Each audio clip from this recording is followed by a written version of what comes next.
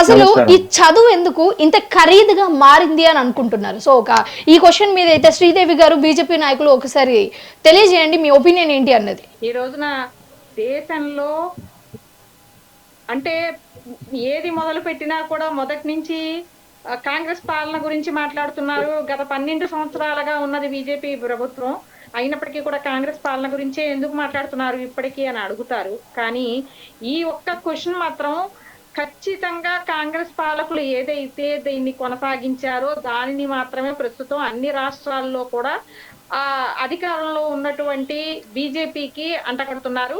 ఇవాళ బీజేపీ అధికారంలో ఉన్నటువంటి రాష్ట్రాల్లో కూడా ఏదైతే ఫీజులు పెరిగిపోవడం కానీ, కార్పొరేట్ విద్యా వ్యవస్థ విజృంభించి కార్పొరేట్ విద్యా వ్యవస్థ ఏదైతే శాసిస్తోందో భారతదేశంలో ఉన్నటువంటి విద్యా వ్యవస్థని, దీనికి ఖచ్చితంగా కారణం కాంగ్రెస్ ప్రభుత్వం ఏదైతే ఇంతకాలం చేసిందో దాని ఫలితాలు ఈ రోజున మనం అనుభవిస్తున్నాం. ఇప్పుడు భారతీయ జనతా పార్టీ ఏదైతే కేంద్ర ప్రభుత్వంలో ఎన్డీఏ ప్రభుత్వం చేస్తోందో శ్రీదేవి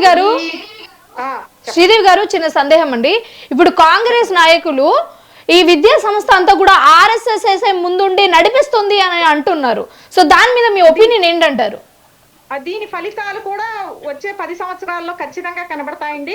వచ్చే 10 సంవత్సరాల్లో విద్యా వ్యవస్థ పూర్తిగా భారతదేశం ఏదైతే ఏ విధంగా ఉండాలని యువత ప్రజలు కోరుకుంటున్నారో ఆ విధమైనటువంటి విద్యా వ్యవస్థ వస్తుంది.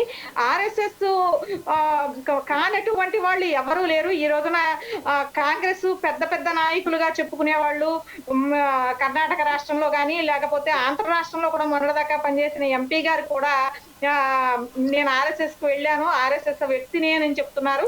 అంటే ఇప్పుడు మీరు ఒప్పుకుంటున్నారా ఆర్ఎస్ఎస్ విద్యా వ్యవస్థని నడిపిస్తుంది అన్న మాటను మీరు ఒప్పుకుంటున్నారా శ్రీదేవి గారు? భవిష్యత్తులో నిజంగా నడిపిస్తే తప్పు లేదని నేను భావిస్తానండి.